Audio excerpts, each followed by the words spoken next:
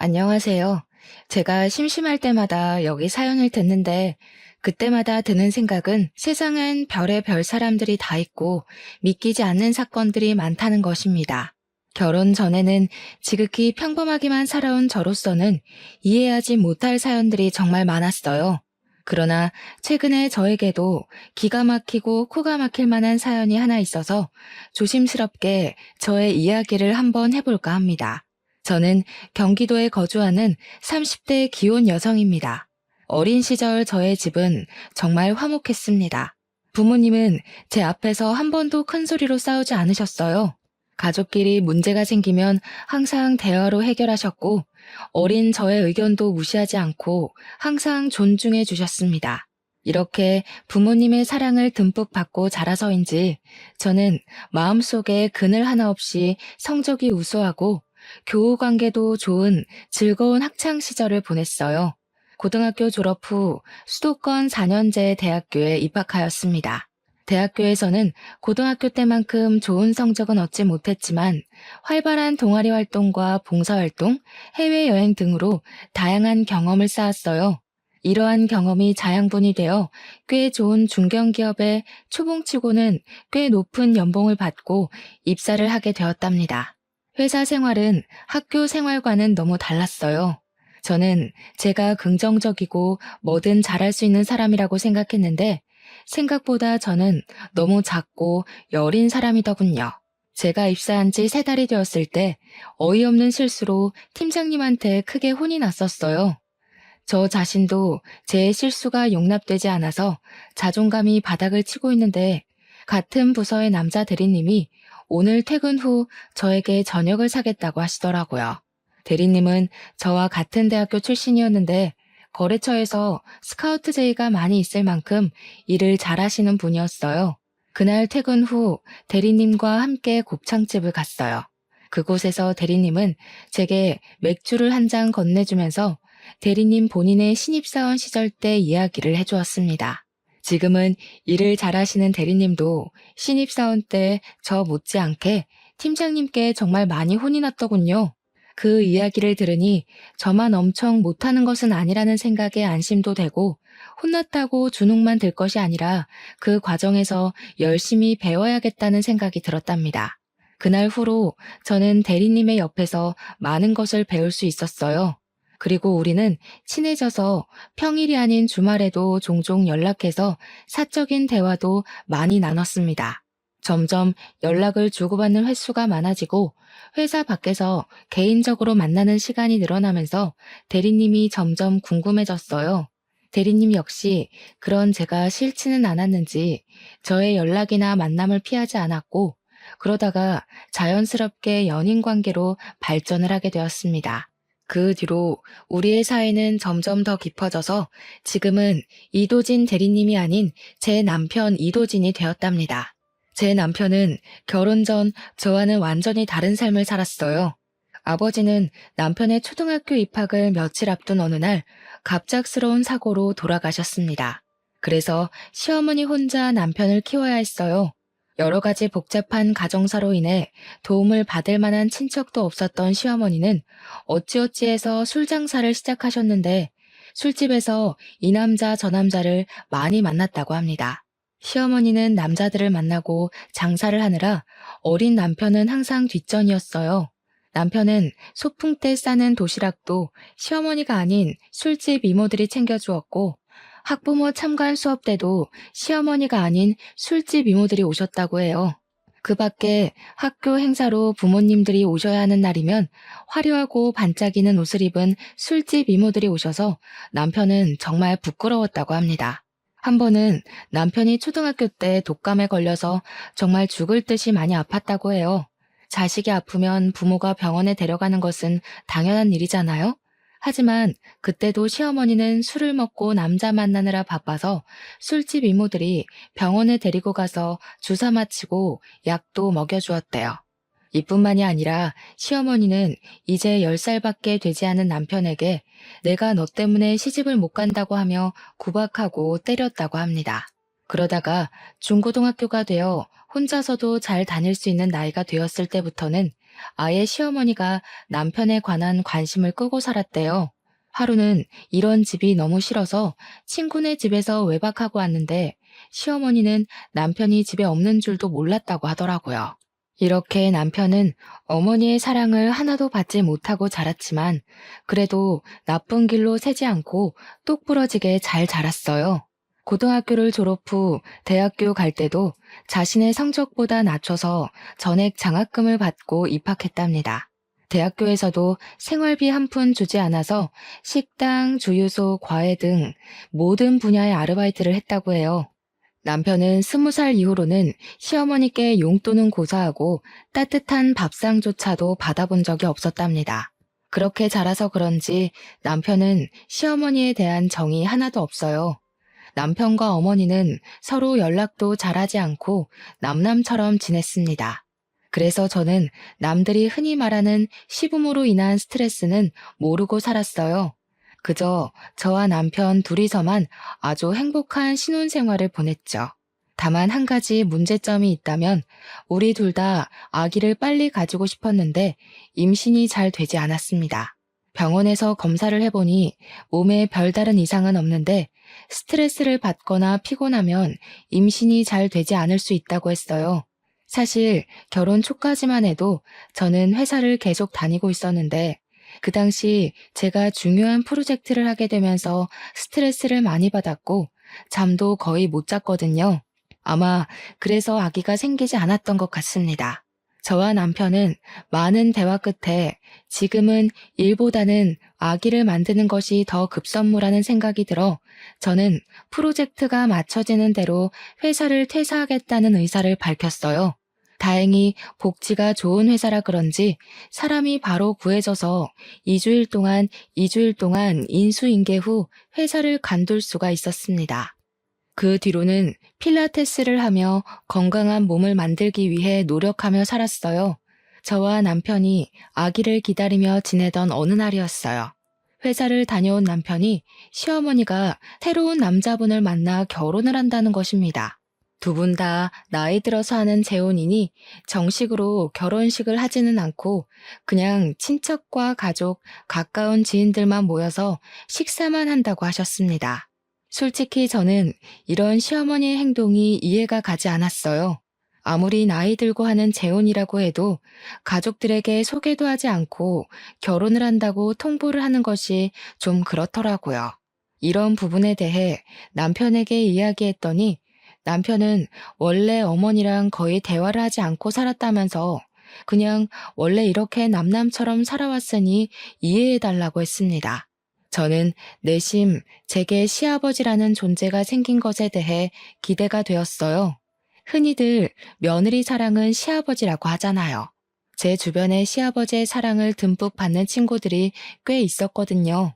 그리고 어릴 때 제가 엄마한테 크게 혼이 났을 때마다 저를 달래주고 엄마는 절대 허락하지 않은 불량식품을 사주셨던 분이 바로 아빠이셨어요. 저는 이런 우리 아빠의 모습을 생각하며 시아버지가 생긴 것이 뭔가 제 편이 생긴 것처럼 정말 좋았답니다. 처음에는요. 시간이 흘러 시아버지를 처음 뵙기로 약속한 날이 되었어요. 시아버지는 군인 간부 출신이시라 그런지 자기 관리도 엄청 철저하신 것 같았고 몸도 아주 건강해 보이셨습니다. 저와 남편은 시아버지가 조금 딱딱하기는 해도 시어머니가 혼자 계시는 것보다 함께 계시는 것이 좋을 것으로 생각했습니다. 시아버지 역시 저와 남편을 좋게 보셨는지 호탕하게 웃으시며 아주 화기애애하게 첫 만남을 마쳤습니다. 시아버지를 처음 뵙고 나서 한 달이 지났어요.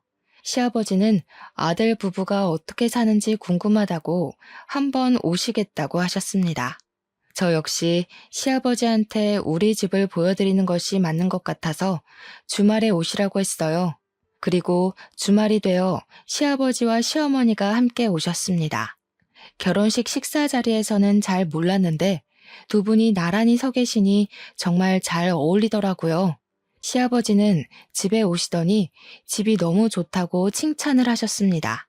사실 이 집은 결혼하기 전에 제 아빠가 로또에 당첨이 돼서 그 당첨금으로 장만해줬던 집이었어요. 남편과 결혼할 당시 신혼집을 구해야 하는데 저희가 가진 자금으로 마음에 쏙 드는 집을 구할 수가 없었습니다. 시어머니는 절대 지원을 해주지 않겠다고 하시고 친정 부모님께 도움을 받으려면 받을 수도 있었지만 저희는 우리의 힘으로 시작을 해보고 싶었어요. 그래서 그냥 제가 살던 집을 리모델링하고 이곳에서 신혼을 시작했죠. 지금 이 집이 회사 친정과도 가깝고 대형마트, 병원은 물론 각종 편의시설도 다 주변에 있어서 위치상으로는 최적이었거든요.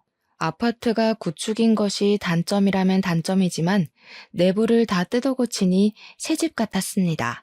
게다가 방은 3개나 되고 화장실도 2개나 있고 여름에는 시원하고 겨울에는 따뜻하답니다. 시아버지는 시어머니가 정기적으로 다니는 병원과도 가깝고 맡으며 뭐가 다 있다면서 너무 좋다고 칭찬을 계속하셨습니다. 저는 시아버지와 대화를 나누다가 점심시간이 되어 식사 준비를 했어요. 집에서 모든 실력을 다 발휘하고 싶었으나 사실 제가 요리를 잘하는 편은 아니라서 메인 요리만 제가 하고 밑반찬은 반찬 가게에서 주문해서 음식을 차렸습니다. 시아버지는 제 상을 보더니 며느리 밥상을 다 받아봐서 좋다면서 이거를 다 제가 준비한 거냐고 물으셨어요. 저는 솔직하게 밑반찬만 반찬 가게에서 샀다고 말씀드렸습니다. 그럼 시애비를 처음 보는 자리인데 직접 음식을 만든 게 아니라 반찬 가게에서 주문해서 한 거야? 직접 한 것도 아니고 조금 실망이구나. 다음부터는 음식 직접 하도록 해라. 아니다. 아까 오는 길에 보니까 이 앞에 요리학원 있던데 내가 등록해 줄 테니 가서 음식 좀 배워. 요새는 집에서 밥 많이 안 먹어서 차라리 반찬 가게에서 사는 게 더 비용도 저렴하고 이득이에요. 그리고 이 사람도 집에서 이것저것 하고 있어서 요리 배울 시간 없습니다. 시아버지는 제게 실망한 표정을 지으며 요리를 잘하지 못하면 배우라고 하셨어요. 남편은 요리 학원에 다닐 시간 없다고 이야기해 주었지만 저는 솔직히 요리에 관심은 있는데 손맛이 없어서 한번 배워보고는 싶었습니다. 그래서 시아버지한테 요리를 배워볼 테니 요리 학원을 등록해달라고 했어요. 지금 생각해보면 그때 괜히 이런 말을 해서는 안 되는 거였는데 눈치가 없던 저는 요리학원을 등록해 주신 시아버지께 너무 감사하며 이런 게 바로 며느리 사랑이라고만 생각했었네요. 그리고 며칠이 지났어요. 요리학원을 마치고 집에 가는데 시아버지가 저한테 전화해서는 자신에게 아들과 며느리가 생겼으니 함께 정을 나누며 살고 싶다고 하셨습니다. 솔직히 남편이 시어머니와 돈독한 정이 있는 것도 아니고 시아버지는 이제 막 안 사이인데 같이 살면 얼마나 불편하겠어요. 게다가 저는 아기를 준비한다고 집에서 쉬고 있는데 만약에 같이 살면 저는 시부모님과 하루 24시간 내내 붙어 있어야 했습니다. 우리 부모님도 아니고 시부모님과 온종일 같이 있을 생각하니 정말 생각만 해도 숨이 턱턱 막히더라고요. 일단 남편과 이야기를 해보겠다고 하고 전화를 끊었습니다. 그리고 그날 저녁 퇴근한 남편에게 시아버지가 같이 살고 싶다고 하시는데 남편은 어떻게 생각하는지 물어봤어요. 남편 역시 저와 같은 말을 하더라고요. 우리는 시부모님과 절대 같이 살지 못한다고 하고 시아버지는 그 뒤로도 종종 우리와 같이 살고 싶다고 하셨습니다.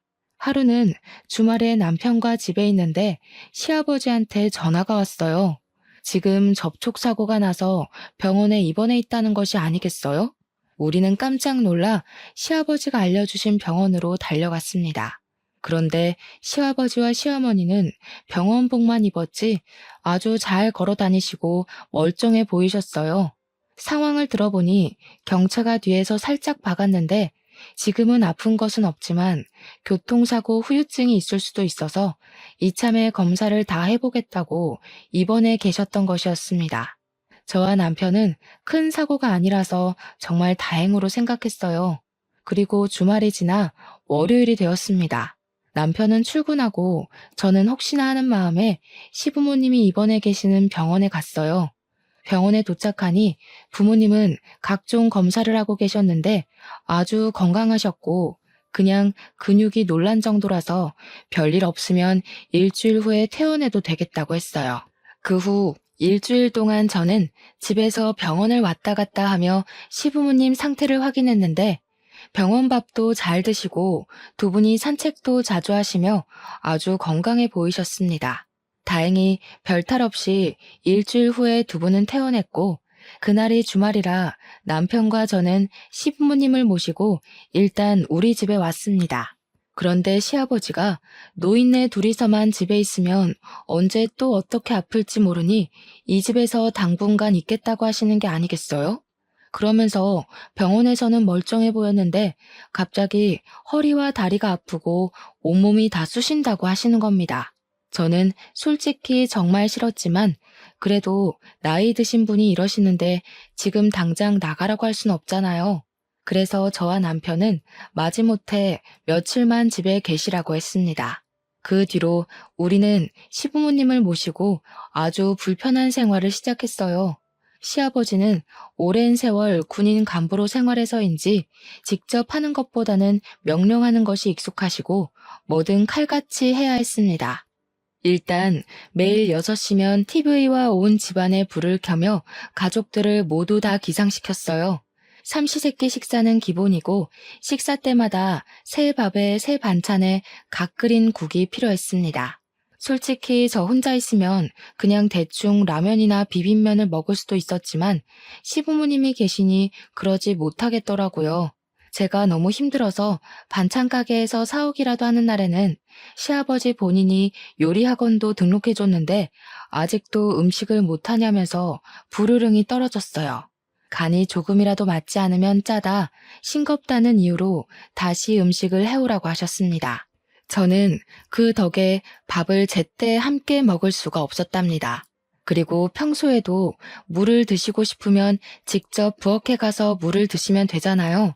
시아버지는 꼭 물을 가져오라고 시키셨습니다.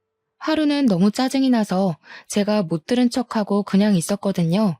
그랬더니 정말 5분이든 10분이든 끝까지 떠오라고 하셨습니다. 또 엄청 깔끔을 엄청 떨어서 매일 청소를 하지 않으면 난리가 났어요. 게다가 일주일에 한 번씩은 흰 장갑 끼고 냉장고 위나 서랍장 뒤를 훑으셨는데 그때 먼지가 나오면 잔소리 폭탄이 떨어졌습니다. 이런 먼지를 누가 다 먹냐며 우리가 생활하면서 다 먹는 거라고 하시면서요. 그리고 뭔가 성질이 날 때는 꼭 거실 서랍을 한 번씩 다 뒤집어서 정리를 시키셨습니다. 신발과 수건도 무조건 정확한 각오로 정리되어 있어야 했죠. 조금이라도 흐트러진다면 사람이 정신 상태가 글러먹었다면서 잔소리를 그렇게 해댔죠. 그런다고 시아버지가 하는 것도 아니에요. 무조건 제가 다 해야 했죠. 만약에 하지 않는다면 온종일 쫓아다니면서 잔소리를 하셨답니다.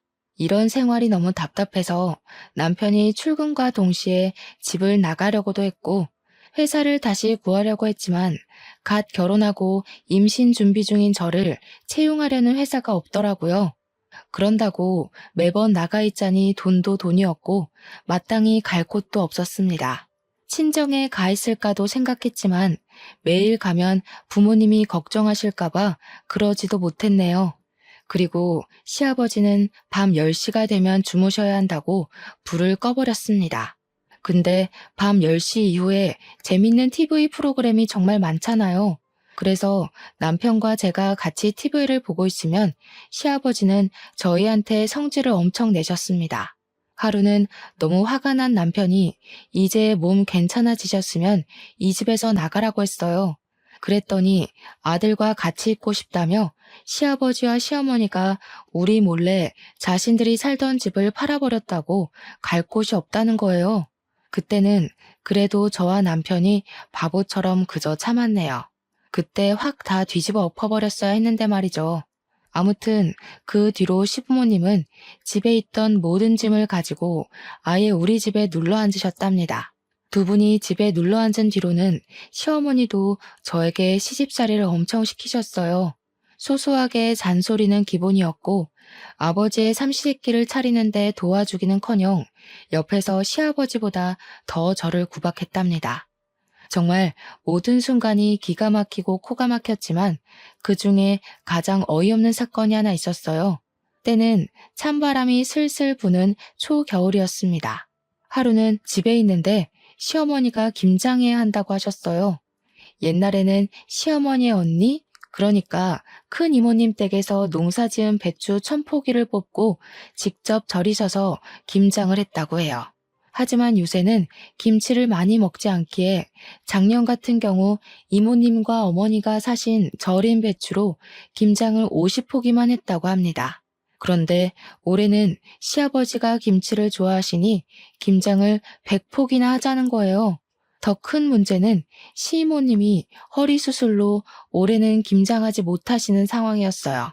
그래서 올해는 우리 가족끼리만 김치를 담가야 했습니다. 사실 우리 집은 김장을 제가 아주 어릴 때만 하고 크고 나서는 서로 바쁘니 그냥 사다 먹었거든요. 그래서 김장을 제대로 해본 적이 없었습니다. 하지만 시아버지도 김치를 좋아하시고 저도 김치를 좋아하니 힘들지만 배워볼 겸 한번 해보겠다고 했어요. 그래서 절인 배추를 주문하려는데 시아버지는 절인 배추가 어떻게 절여졌을지 아냐며 절인 배추가 아니라 그냥 배추를 사서 직접 절이라고 하시는 거예요. 저는 그냥 양념을 만들고 버무리기도 힘들 것 같아서 싫다고 했지만 그 주 금요일에 시아버지께서 직접 마트에 가셔서 배추 100포기를 사오셨습니다. 이 배추를 반품시킬 수도 없으니 어쩔 수 없이 배추를 절이기 시작했는데 물 먹은 배추는 정말 무거웠어요. 그런데 시부모님은 손가락 하나 까딱도 하지 않으시고 그냥 앉아서 지시만 하고 계시는 게 아니겠어요? 솔직히 김치를 저 혼자만 먹는 것도 아니고 드시는 건 시아버지가 제일 많이 드시는데 저만 일하고 있으니 화가 났습니다. 이거는 시아버지, 시어머니 모두 도와주셔야 해요. 이걸 저 혼자 어떻게 다 해요? 옛날에는 배추 1000포기도 며느리 혼자 담갔다. 1000포기도 아니고 고작 100포기인데 이것도 못한다고 이 난리니? 하여튼 요새 애들은 다들 약해 빠졌다니까. 이 속도로 했다가는 오늘 밤을 새워도 못하니까 좀 서둘러. 저는 요새 애들이라서 이런 것 못해요. 그리고 시아버지께서 이렇게 사오셨으니 시아버지가 도와주세요. 안 그러면 저도 손 하나 까딱하지 않을 거예요. 너는 아버지한테 이게 무슨 말버릇이니? 말 똑바로 못해? 저렇게 싹수가 노래서야 원. 시부모님이 저한테 빨리 제대로 하지 못한다고 구박하는데 남편이 퇴근하고 집에 들어왔습니다. 남편은 배추가 거실에 쌓여 있는 것을 보고 이게 다 뭐냐고 했어요. 저는 남편에게 제가 배추를 절이고 있는 이 상황에 대해 다 이야기했습니다. 지금 다들 제정신이세요? 이 100포기를 어떻게 여자 혼자 다 해요? 사람 알아 눕는 꼴 보고 싶어요? 지금 네 와이프라고 편드냐? 옛날엔 여자 혼자 1000포기도 다 했어. 옛날 사람들 다 했어도 엄마는 그런 얘기 하면 안 되지 않나? 솔직히 엄마는 김치 제대로 담근 적 없잖아. 시이모가 다 했지. 아니야? 엄마가 언제 1000포기나 했다고 그래? 시어머니는 남편의 말에 아무 말도 하지 못하고 당황해서 가만히 있었습니다. 알고 보니 이전에 시이모님과 둘이서 1000포기를 김장했다고 말씀하시던 모든 것이 다 거짓이었더라고요. 어쨌든 배추를 이미 사왔으니 이거 다 해야 해. 버릴 수는 없잖아. 그럼 다 같이 모여서 해요. 아, 진짜 이게 지금 무슨 난리야? 오늘 이거 다 못하면 아버지도 잠 주무실 생각하지 마세요. 도대체 뭐 하는 짓이에요, 이게? 그리고 내일도 다 같이 새벽에 일어나서 배추 씻고 하는 거예요. 아시겠어요? 남편이 모든 것을 다 뒤집어 엎을 것처럼 화를 버럭대니 시부모님도 아무 말도 하지 못하고 다 같이 배추를 절이기 시작했습니다. 시아버지는 원래 10시가 되면 주무셨는데 그날은 자정까지 배추를 절였어요. 다음날 원래 새벽 6시면 일어나던 시아버지와 시어머니가 일어나시지 못하시더라고요. 저와 남편이 깨우려고 들어가니 두 분은 몸살이 났다고 끙끙 앓는 소리만 하셨습니다. 절대 일어나지 않으시길래 불을 켜고 일어나실 때까지 기다렸어요. 아침 9시가 되자 그제야 시부모님이 나오셨습니다. 뭐야? 너희끼리 먼저 시작했어야지. 아직도 안 했어? 우리는 잘 먹지도 않는 김치 저 사람이 먹는다는 이유로 지금 이렇게 하는데 굳이 우리가 먼저 시작해야 해? 당연히 먹을 사람이 해야지. 아니야? 너 지금 설마 나 들으라고 하는 소리냐? 당연한 거 아닌가요? 아, 빨리 시작해요. 지금 누구 때문에 이 괴고생을 하는데. 남편의 닭달에 시아버지는 전날 소금물에 절인 배추를 온종일 씻어냈고 저와 시어머니는 부엌에서 김치 양념을 만들었습니다. 절인 배추에 양념을 버무려야 하는 다음 날에도 시부모님이 늦게 일어나시길래 우리는 일부러 일어나실 때까지 기다렸다가 시작했어요. 시부모님이 3일 연속 김장을 하니 몸살이 제대로 나서 아예 일어나지 못하셨습니다. 처음에는 화만 내던 남편이었지만 그래도 부모님이라고 월요일에 반차를 쓰고 시부모님을 데리고 병원에 다녀왔네요. 혼돈의 김장 사건이 지나고 시간이 흘러 12월 마지막 날이 되었습니다. 원래는 10시만 되면 주무시던 시아버지가 새해맞이 카운트다운을 봐야 한다며 잠을 주무시지 않더라고요. 시어머니는 그런 시아버지에게 술상을 차려드렸는데 시아버지는 술에 취해서 결국 자정이 되기 전에 거실에서 잠이 드셨습니다. 시아버지를 깨워도 일어나지 못하시길래 어쩔 수 없이 거실에 두고 우리는 우리 방에 들어가서 잠을 잤어요. 그러다가 새벽이 되었습니다. 뭔가 이상해서 눈을 떠보니 시아버지가 비틀거리며 우리 방에 들어와서 남편 옆에 눕는 것이 아니겠어요? 저는 깜짝 놀라 남편을 깨웠습니다. 남편도 옆에 누운 시아버지를 보고 깜짝 놀라 소리 지르며 불을 켰어요. 아버지, 지금 이게 뭐 하는 짓이에요? 잠결에 모르고 여기 왔다. 이게 그렇게 화낼 일이야? 성인 부부의 침실에 이렇게 함부로 막 들어오시면 어떡해요? 당장 나가요, 나가. 우리 방에서 큰 소리가 나자 시어머니도 주무시다 깨셔서 오셨어요. 시어머니는 상황을 보시고는 사람이 살다가 보면 그럴 수도 있지. 이거 가지고 그렇게 성질을 내냐며 화를 내셨습니다. 어머니, 솔직히 혈연관계도 아닌 시아버지가 이 새벽에 부부 침실에 막 들어오시는 게 말이 돼요? 아무리 잠결에 술김이라고 해도 그렇지. 너무 불쾌해요. 뭐? 불쾌? 너 말 다 했어? 그게 시애비한테 할 소리야? 당연한 거 아니에요? 시아버지가 잠자는 방에 들어오는데 좋아할 며느리가 세상 천지에 어딨어요. 이제 조심 좀 해주세요. 이게 지금 보자 하니까 내가 그렇게 우습냐? 도대체 왜 내 말을 듣지 않는 거야? 남편은 시아버지께 당장 이 방에서 나가라고 큰 소리를 쳤습니다. 그날 저는 너무 놀란 마음에 잠을 한숨도 자지 못했어요. 하지만 다음 날도 어김없이 시부는 6시에 나를 깨워서 밥을 달라고 했고 저는 피곤한 몸을 이끌고 나와 어쩔 수 없이 떡국을 끓여야만 했습니다. 그러다가 결혼 후 처음으로 맞이하는 명절이 되었어요. 저는 시어머니께서 알려주신 대로 과일과 간단한 음식 몇 가지만 올라간 간소한 차례상을 차렸습니다. 그런데 시아버지가 무슨 차례상이 이렇게 간소하냐며 새로 장을 봐서 오셨어요. 그러면서 음식을 이것저것 시키시더라고요. 시아버지가 시키신 음식을 다 하려면 지금부터 밤을 새워도 시간이 부족한 상황이었어요. 제가 이것은 오늘 내로 절대 하지 못한다고 말씀드리니 시아버지는 밤을 새워서라도 다 해놓으라고 하셨습니다. 그래서 그럼 제가 도와달라고 하니 시어머니는 어른이니까 쉬라고 하시고 남편은 남자니까 음식을 하면 안 된다고 하셨어요. 그래서 저를 도와줄 사람이 아무도 없으니 혼자서 다 하라는 게 아니겠어요? 시아버지 억지에 남편이 성질나서 남편이 시아버지에게 따지고 결국 남편과 시아버지는 또 싸웠습니다. 그리고 저는 싸우는 둘을 말리느라 음식을 하지 못했고 결국 다음날 원래 시댁에서 하던 대로 간소한 차례상을 차리게 되었습니다. 시아버지는 차례상을 가만히 보고 있다가 마음에 들지 않는다며 차례상을 엎어버리셨어요. 시어머니는 그런 시아버지 옆에서 비위 맞추며 다음부터는 며느리 교육 똑바로 해서 성대한 차례상을 만들겠다고 하더라고요. 그런 시아버지, 시어머니를 본 남편은 화가 잔뜩 나서 저를 데리고 그냥 나왔습니다.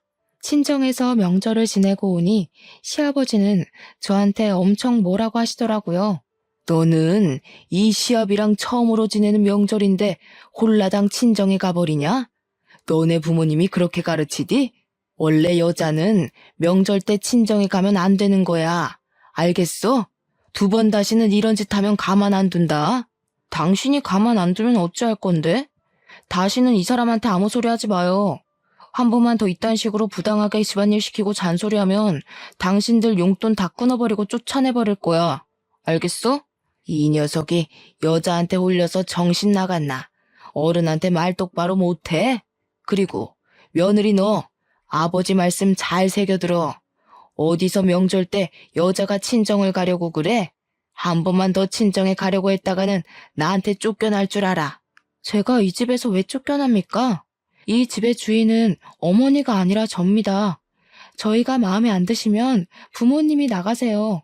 시아버지는 명절 때 며느리 교육을 핑계 삼아 저에게 시집살이를 시키려고 했지만 남편 덕분에 아무것도 아버지의 생각대로 이뤄지지 못했답니다. 그렇게 시끌벅적한 명절 연휴가 끝났어요.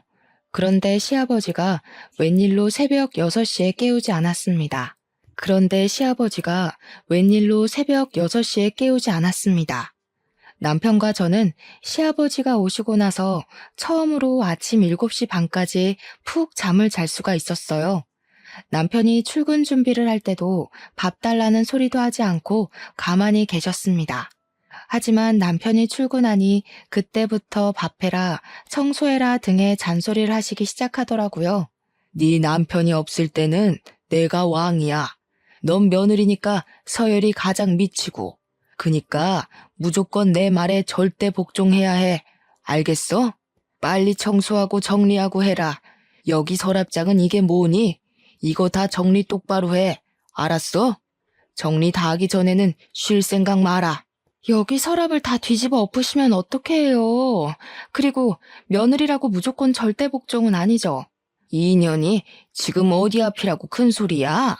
그만하지 못해? 며느리는 원래 종년이야. 저는 남편이 가자마자 시부모의 잔소리와 구박을 들어야 했습니다. 그냥 이 집을 나가버릴까 생각하고 있는데 남편이 들어오더라고요. 내가 이러고 있을 줄 알았어. 근처에 볼 일이 있어서 잠깐 들렸는데 역시나군요. 여보, 이 사람들 말 듣지 말고 방에서 할 말 있어. 잠깐만 와봐. 야, 이 사람들이라니. 그게 애미한테 할 소리야? 저게 여자 잘못 만나서 홀려서 정신을 못 차려요. 남편은 저를 방으로 끌고 들어갔습니다. 그러더니 남편은 우리 집 근처 신도시에 청약을 넣었는데 당첨이 돼서 조만간에 이사 가야 한다고 하는 거예요. 저는 설마 시부모님과 함께 가야 하냐고 물었어요. 남편은 당연히 그러지 않을 것이고 우리 둘이서만 가겠다고 하더라고요. 하지만 시부모님은 절대 나갈 생각이 없는데 어떻게 할 것이냐고 했더니 남편은 다 자기에게 계획이 있다고 하며 일단 청약 당첨된 것을 절대 이야기하지 말라고 했습니다. 남편은 다시 회사로 나가고 저는 방에서 혼자 쉬고 있는데 시부모님이 방에 들어오셨어요. 아까 둘이서 무슨 얘기를 그리 소곤소곤 했냐길래 저는 남편이 시킨 대로 아무 말도 하지 않았습니다. 시부모님은 답답해서 팔짝 뛰는데 이제 이 2사람을 보지 않아도 된다는 생각에 너무 좋아서 웃음이 막 났답니다. 그리고 2월이 되었어요. 2월에는 시아버지의 생신이 있었답니다. 남편은 시아버지의 생신을 맞이해서 모든 가족을 한자리에 모았어요. 결혼하고 처음으로 맞이하는 아버지 생신이니 선물을 하나 준비했어요. 타이완으로 5박 6일 패키지 여행을 예약하려고 해요. 저는 회사에 나가야 해서 우리는 한국에 있을 테니 2분만 신혼여행이라 생각하시고 다녀오세요. 그래도 우리 결혼하고 첫 생일인데 며느리 생일상은 받아봐야 하지 않겠니? 그니까 내 생일은 지나고 날짜 정해라. 무슨 생일상 안 받으면 난리 나세요? 그놈의 밥 타령은. 이놈아, 한국인은 밥심으로 살아. 그리고 엄연히 첫 생일인데 당연히 며느리 손으로 직접 끓인 미역국이 있는 생일상을 받아야 하지 않겠니? 나는 생일에 구절판, 갈비찜, 잡채는 꼭 있어야 한다. 알겠지? 결국 여행 날짜는 시아버지의 생신 이후로 잡았습니다. 시아버지의 생신날 마음 같아서는 미역국만 달랑 해드리고 싶었으나 남편이 그래도 첫 생일이니 해드리라고 하며 저에게 고생이 많다고 현금 100만 원을 주었어요. 저는 그런 남편의 마음이 참 고마웠습니다.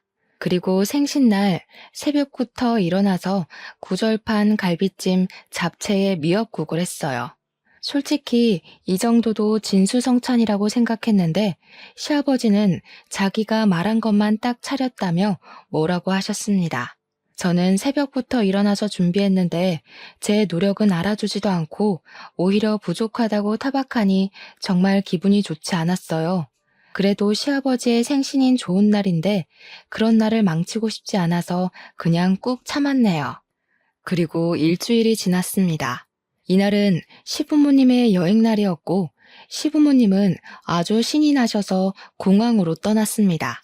우리는 두 분이 떠나자마자 바로 포장이사를 불러 그 집을 떠나 청약 당첨된 신도시로 이사를 가버렸답니다. 그리고 원래 살던 집에는 새로운 주인이 왔어요. 며칠 동안 이삿짐을 정리하며 정신없이 보냈습니다. 그리고 시간이 흘러 시부모님이 여행을 마치고 돌아오기로 한 날 저와 남편이 함께 집에 있는데 시아버지한테 전화가 왔어요. 야, 지금 너네 이게 뭐 하는 짓이야? 우리 여행을 보내고 집을 팔아버려? 죄송하지만 이제는 그쪽하고는 더는 같이 못 살겠네요. 솔직히 제가 그쪽의 진짜 며느리는 아니잖아요. 그리고 집이 무슨 군대도 아니고 군대처럼 하나하나 다 명령하고 지시하고 간섭하고 너무 힘들었다고요. 그런다고 어른들을 여행 보내놓고 감히 니들끼리 이사를 가? 너네 지금 어디야? 당장 못 와? 제가 오죽하면 이러겠어요, 오죽하면. 정말 답답해서 살 수가 없어요. 저는 이제 죽었다 깨어나도 두 분 못 모시고 살아요. 시아버지와 시어머니는 당장 오라고 소리를 고래고래 지르면서 난리가 났습니다. 그 소리를 들은 남편이 제 전화를 빼앗아갔어요. 더는 못 참아요. 엄마는 저 어릴 때부터 그놈의 남자의 술에 빠져서 날 쳐다보지도 않고 나이 먹고 결혼한 사람은 자기가 왕이라도 되는 양 이래라 저래라 간섭하면서 제멋대로 행동하고 그게 지금 어른들한테 할 소리야? 내가 너 그렇게 가르쳤어? 이게 여우 같은 년한테 홀려서는 전현 저거 나중엔 내 아들 간 빼먹는 거 아닌지 몰라? 말 가려서 해. 그리고 엄마가 날 언제 가르치기나 했어? 남자한테 빠져서 이 남자 저 남자 만나느라 바빴잖아. 그쪽들 짐은 이삿짐 센터에 맡겨놨으니까 알아서 찾아가세요. 이제 전화 끊습니다. 남편은 전화 그렇게 끊어버리고 시아버지 시어머니 번호를 차단해버렸습니다. 그리고 다음날, 그날은 토요일이었어요. 남편이 잠깐 마트에 가고 집에 저 혼자 있는데 누가 문을 3개 두드리더라고요. 보니까 시부모님이 어떻게 알고 우리 집에 오신 거예요. 시아버지는 여기에서 사는 거 다 안다며 나오라고 소리를 치셨는데 하도 시끄럽게 하셔서 어쩔 수 없이 일단 문을 열었습니다. 문을 열자마자 시부모님이 집에 막 들어오시더라고요. 야, 너네는 어른에 대한 공경 예의 따위는 몰라? 어떻게 사람들이 그래? 아버님이야말로 너무하신 거 아니에요? 막말로 늦은 나이에 아들과 며느리를 얻었으면 어른답게 행동을 하셔야죠. 하나하나 간섭하고 따지고 제대로 하지 못하면 구박하고 그저 받기만을 원하시고 저는 그런 분을 제 아버지로 못 모시겠어요. 이 인연이 말하는 꼬락서니 좀 봐. 뚫린 입이라고 막 뺐네. 이게 지금 네 시아버지한테 할 소리니? 뭘 잘했다고 큰 소리야? 솔직히 이분이 정말 제 시아버지세요? 아니잖아요. 그저 어머니의 남편일 뿐이지 제 시아버지는 아니라고요. 그리고 어머니도 너무하세요.